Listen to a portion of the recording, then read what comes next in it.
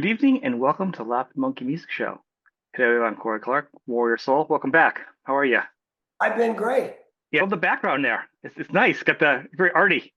Well, yes, we're doing a photo shoot today, so here we are. I thought, why not just leave it up and that's what we'll do it. Perfect. It's like you got some still art next to you too with your drink. So this is Oh, yeah. awesome, right? Well, yeah, it's very minimalist. Let's It's, actually let's actually start there with your art because that's yeah, something you've been very prolific with. You've never actually stopped, but I know you've talked about a book in the works and you're working on an album and you've been performing and art. Where are we like how are you finding like the balance of to do all your stuff that you're doing first off and to work on the art? I don't. I'm a total failure in a lot of it because, but I do stuff for 1 second, I do other stuff for a second, I do other stuff, and eventually some stuff gets done, hopefully to a decent degree of quality, but Well, it's it looks quality. And it comes across. You've got the tour's been getting fabulous. Everyone's been loving talking about online how great it's been. yeah, You yeah, know, great reviews. I mean, people are excited. I mean, your artwork is up online. You know, it's. I'll put the link afterwards below for people to if they want to check it out and order it or go to I, it. I've been pretty regularly doing probably 6 or 7 paintings a year right now, but I do like a smaller pieces for when we go on the road, so people Okay. can get them, and I sell them really cheap, so that people can have some art, even if they don't have a lot of money, So if they come to shows, they can buy a smaller piece for on the road, and those actually turn out pretty good. So it's pretty cool. Uh, Well, I think it's got to be awesome because I mean, if you're a fan of an artist, to have something personally done by them and it's only one of a kind, it's not mass produced. I yeah, mean, there's like, few musicians that actually do their own art nowadays. I only know a handful. well, the first guy I ever heard that really did it kind of successfully was Captain Beefheart down Hmm. here, and he actually stopped performing because he was just picked up as an artist. Um, and I thought, well, you know what? Why can't I do that? I love painting. I've always painted, but I never thought about pushing it. And so then I started pushing it, and here we are 15 years later. It's a lot of paintings. Have you done any shows or galleries Yeah, over time? That's something I didn't know if you had done that with it. yeah, I did. I did one or two in Edinburgh. Um, God, I can't remember. Milan. Um, I think I did some in Germany. And when I take the big paintings out Hmm. on the road, I usually have like we'll set up a room so it looks like a gallery anyway. Yeah, Well, but or salon. But yeah, I've done two or three of those. that's pretty awesome. I mean, people that don't know, it's a lot of work to get your work because you get your work, you got to pack it up. It's the pain to Oh find the yeah, right shipping. It's a nightmare to ship your artwork. I have artists in my family too. So when you do an art show, you almost create your own boxes and to ship it. It's just such a it's just expensive and extravagant nightmare just it, before you even get to the gallery. it is, and I was very lucky, especially for the Milan showings. I did two in Milan. Hmm. That they took care of the shipping and everything. Oh, that's a gift. Yeah, Oh, yeah, and they gave me 100% of the paintings, so it was wow. it was great. You know what I mean? That's a sweet deal. Oh, So, there was a time when I just lived off painting, um, but not so much right now. so let's go back to that now. So obviously you're a younger, a poet, but your poet obviously your lyrics have always gone to your songs now. So it's all kind of multimedia on some level with you. The album you're working on now, and I know you also have a side, you another band you're doing too. The other projects you're working on. Yeah, We get caught up on. I'm actually interested in the other side, the other band. I don't know if it's called a side band, but the other band you're with too. If we could talk about that also, that'd be awesome. it's I don't know if you heard it before. It's called the Stoned. Hmm. It's um, it's kind of a cross between the Three Stooges and the Monkees. Uh, um, you can look at some of the videos online. Yeah. I was doing it about 10, 15 years ago when I was living in Queens, and shooting with film director Adam Dubin, who did, Fight for Your Right to Party and works with Metallica. Okay. He's a massive film guy. He's got a new movie out called Traction Park Massacre. It's coming out. It's getting a lot of traction. Actually, he's doing all right. But anyway, he called up. He's like, "Man, we got to do the Stone again." I'm like, "You're right." So we started doing a couple of things. We're getting back to writing, and that's going to be a cool project. I think once it catches on, it's gonna do well for us. Well, it makes sense because you have a lot of free time as it is to add on something that's going to be successful. It's gonna be Yeah, cool, right. and it's comedy, and it's cool. And I'm playing drums and singing, and I'm kind of the ring master, so to speak. I'll have to check that out. That sounds pretty cool. It's online. Go to YouTube. Yeah, I will check it out after we take the talking sound. I'll go online and check it out. It sounds pretty cool. Um, so let's talk about the tour. I mean, this has been pretty awesome because I think you have such a wealth of material, and I know you do some albums and this and that. It's deep. Touring and songs is this a challenge for you at this point, or is it just like you do whatever you want and the fans take it? Because like I don't know the exact audience because it's you have a very niche uh style of music. So those of us that are fans of you are not, you know what I'm saying? You don't Yeah. sound like anything else. No, I sound like me. Um, well, I started doing space. I did the Space Age Playboys album in its entirety. Uh, Classic. That is just legendary album. it is, but it's really hard to play all the way through live. I mean, you almost need oxygen on that record. And so we did that, and it was a big success. And you do the album, and then you go ahead and play another hour, just a mixed blend of stuff. Right. So John Viner in London challenged me, said, why don't you come play the Underworld again in London? And for the, what was it, 35th anniversary of last decade, that century. So I said, how much? And so we went and did it. We did it, and it was really great.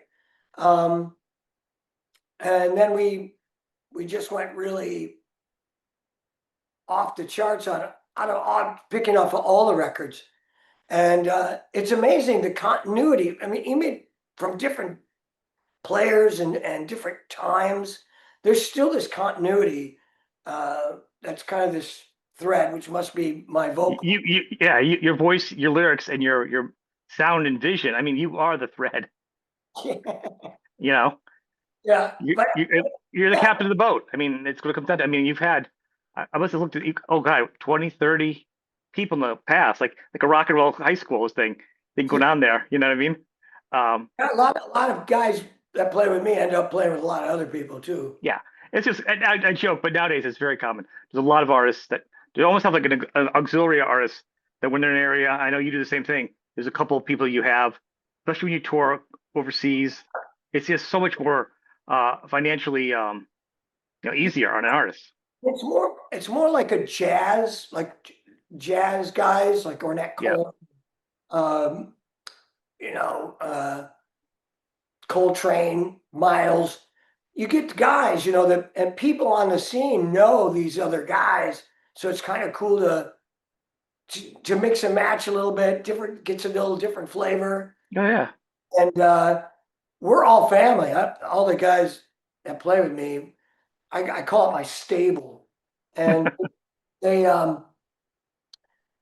we all keep in touch, and we whenever we're on the road, we go out to dinner every night, and uh, we hang out, and we rent Airbnbs that are nice and have fireplaces, and it's fun. It's but what's great is because I mean back in the day, you know, a younger musician there. And back in the day when you listen to music, there wasn't that part where the artist could do in different bands. It's almost like you're cheating on somebody, and it really kind of kept you insulated as an artist because and I think that's why a lot of singers left bands, especially you get Judas Priest and that because I mean you want to just play with other artists. You don't want to just get divorced, but you do Well, want to hang out with other people. I mean, and this is much healthier right now.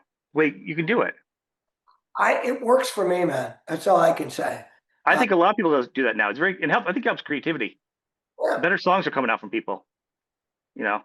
I yeah, I the first guy I heard of doing it was a rockabilly guy called Robert Gordon, Hmm. and my friend Kenny Caskey was managing him, and he goes, Kory, why don't you just get some guys in Europe instead of flying everybody around? I go, well, I don't know. Is that what people do? He goes, well, that's what Robert's doing. But Robert Gordon specifically could work really well Right. because it's that kind of music. But look at Chuck Berry. You know, Oh my God. he would just show up, and the band would be hired, and he just plug into his amp, and here he goes, and then he gets back. That felt really dangerous. So, to be honest, I mean, Chuck Berry just didn't know who they were at all. He was just picking somebody each town. Like you just that could have been a disaster. You know what I mean? That's Yeah, not like yeah. having being you're a little more organized. I mean, but like that way was just Oh, insane. yeah, yeah. No, You know what I that's mean? I see you're driving into town in your Cadillac getting Yeah. out. You're like you don't know who you're gonna have on the stage with you or what. Oh God, that could be a nightmare. Yeah. Um, but there is a lot of musicians that overlap. So with the album though, are you the core songwriting on the album with you and other people, or are you actually throwing I'm stuff out with writing, other musicians on the road to test it? I'm taking riffs from guys from the stable, and guys that really don't necessarily play with me on stage. Hmm. I think I've got input from about four other 10 artists. Emma's telling me 10. But yeah, we're on a group chat with about 10 people. And I just go, I'm in the studio. If anyone wants to call me, because I'm trying to figure this out. And I like to have the guys send me 3 to 4 riffs that work together Hmm. and just, give me 16, 32 bars of that, each riff, and give me a separate tracks. And then I slice and dice it together. And then I come up with some obnoxious lyrics. And that's how the songs are put together. That's seriously.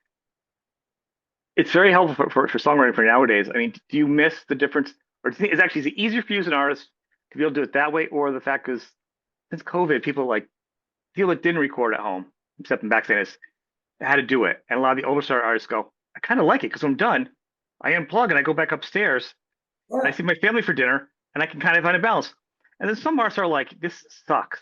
It is soulless, and there's no wrong answer, and it's soulless or whatever.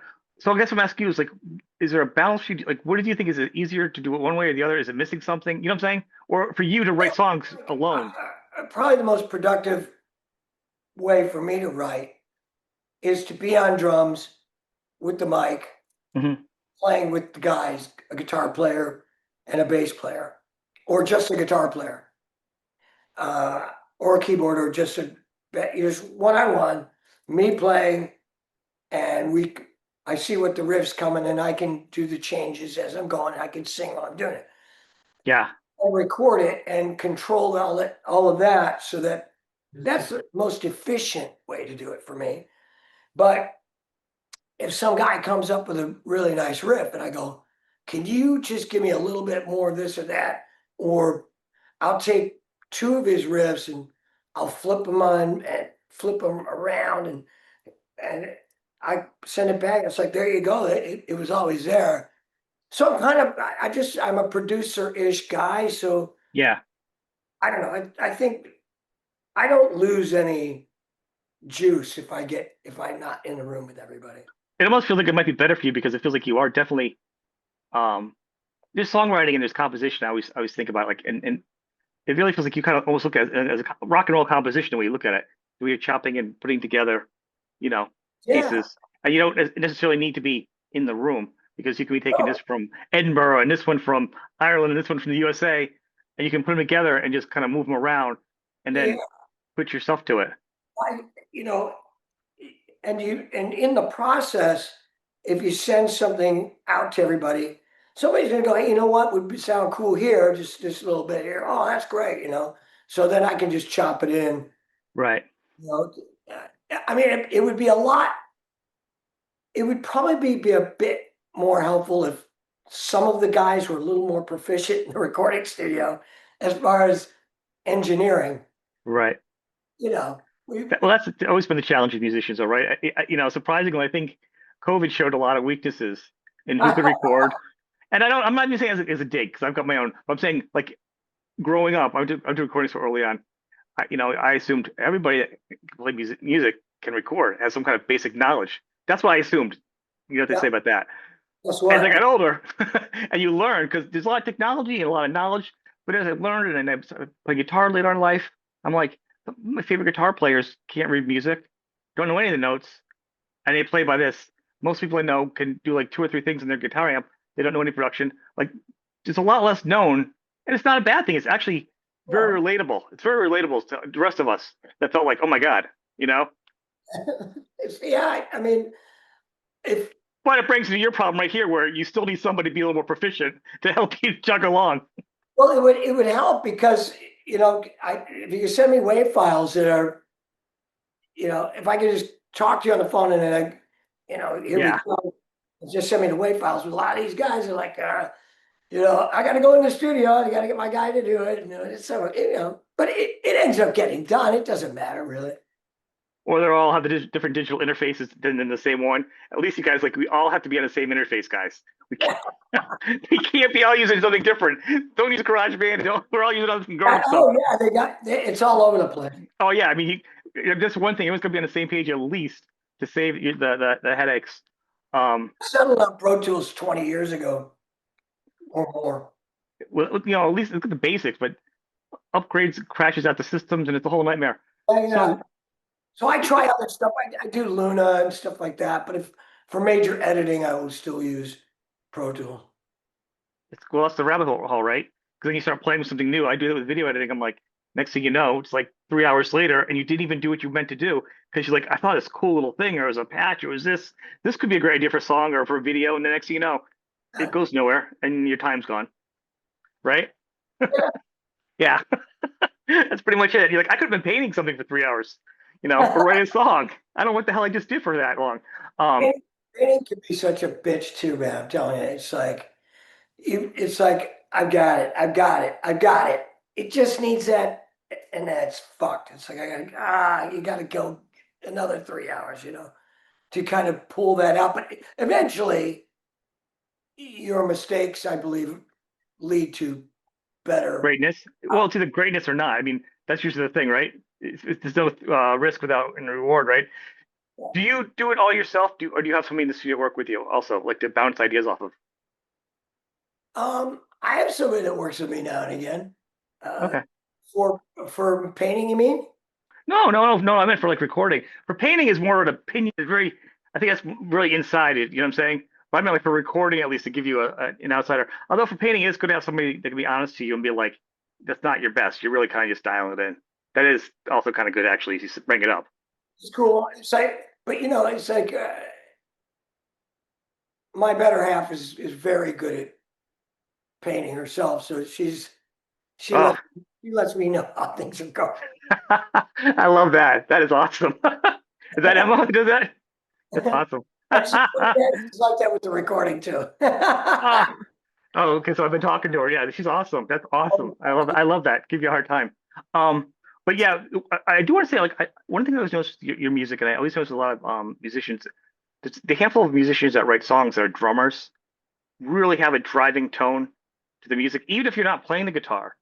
Or like you can even say, like, yeah, Charlie from the Anthrax. He's a drummer, but he writes the good songs. Like even the drumming, the riffs, like everything has a certain beat. You could say Foo Fighters, like all the drummers I could think of, all the we're songs have it. we're arrangement kind of guys. Yeah, We are it is. and it's always interesting because it's like it's usually pounding, but there's always like a hidden melody or a hidden something in there that Sure. you may not have always heard with that kind of pace with another kind of songwriter that's doing it differently. You know, there does seem to be something different when a drummer writes. I mean, the drumming is their thing. Well, I wrote 6 songs on the original Warrior Soul record to get the deal and to get that record done. I wrote those on guitar, so it's But you're still a drummer, though. That's my point. Is like you still it doesn't sound like a guitar player wrote that because it's not good enough. right. That's what I'm saying. I mean, even I'm not saying like drummers don't play guitar, but I'm saying there's guitar players that can play drums is different than the drummers that can play guitar. You know, Yeah. it's way different. It's like an actor that plays music or an actor that music, vice versa. Like depending on how many years you've been doing that craft, not that you're bad at it, just how much are you is it behind what you do? You know what I mean? Oh Even Steven yeah. Tyler's got drumming. He's always doing that. Da, da, da, da. It's always Yeah. about the beat, in the songs, and I think that carries over in everything, all your songs. You know, Yeah. I mean, it's an aggression that just is there, and it's a stamina. The drummers have really good stamina, and I got it. It all came from hockey for me. Went right from hockey right into playing drums. oh, that's a good transition though. The Yeah, changeover. Do you yeah. feel like the over the years your music's changing though at all? Do you feel like your thoughts and your where you're going with your music is changing at all? I couldn't say I hear it, Always, it's but always weird. I don't know. It's just yeah. it's weird soul music. I mean, I don't know if you heard Out on Bail, but Mhm. that's I don't know. It's rock, it's punk, it's avant garde. It's all of the. It's a big range of stuff. I mean, I wouldn't say it's Frank Zappa wide, but it's at least Right. that wide. Well, that's like the thing is because your music does cover so many different genres. I don't know if you felt like something else, like as I've been doing this in the road, I've got some more ideas. I see another left turn coming up. You know what I mean? To add to my paintbrushes or feathers. You know what I'm saying? Yeah, I mean, I've been considering in my mind to go back to try my doing my solo show where I sing, play drums, do spoken word, have backing tracks, uh, sort of a performance art version of it with just me, a solo show. Yeah. I've been thinking about doing that. Um, I mean, I don't know if you've heard my solo records. You probably have. Yep. Oh yeah. That's about as far out as it gets, really. Well, I dig them. I like them, but I'm saying once again, your soul records, they do veer a lot different than what your other stuff is. So that's what I'm saying. Like as a Yeah, creative force, you just want to keep changing and growing, or I whatever. want to keep it fresh. You Right. know, I mean, I'm not nothing against AC/DC or the Ramones, but you know, it's that one thing. And Right. um, I don't know, or Motorhead. I don't know if there's much deviation from that style, but a lot. Right. And there's something to be said for the consistency of those bands. It's And like those are the few bands that can do it. A lot of bands that do it just we don't know the names of them. Those are the bands that there's something about them doing it. You're like, yeah, it's fine. It's like going out for a hamburger every night. It's a good hamburger. You know what I mean? And I love hamburgers. And this hamburger has something different on it from them, but it's always good. yeah, That's what those bands do. You know what I mean? But it's, you're like a restaurant. You got a lot of different other dishes that you're serving up. yeah, yeah. I'm like the I don't know, the cheese factory, cheesecake factory. That's pretty Raw. awesome. So with the I know you've been talking about doing a book, Yeah, which is kind of exciting because well, I think for one thing it'd be good for you for your interviews. You won't have to be bringing up the past every 5 minutes. You can maybe say, read that chapter. It's all there. I've already done it. the Let's book. talk about today, like we're doing now. Let's talk. It makes me crazy. I'm always like challenging people. You know, keep it today. Let's talk what's going on today.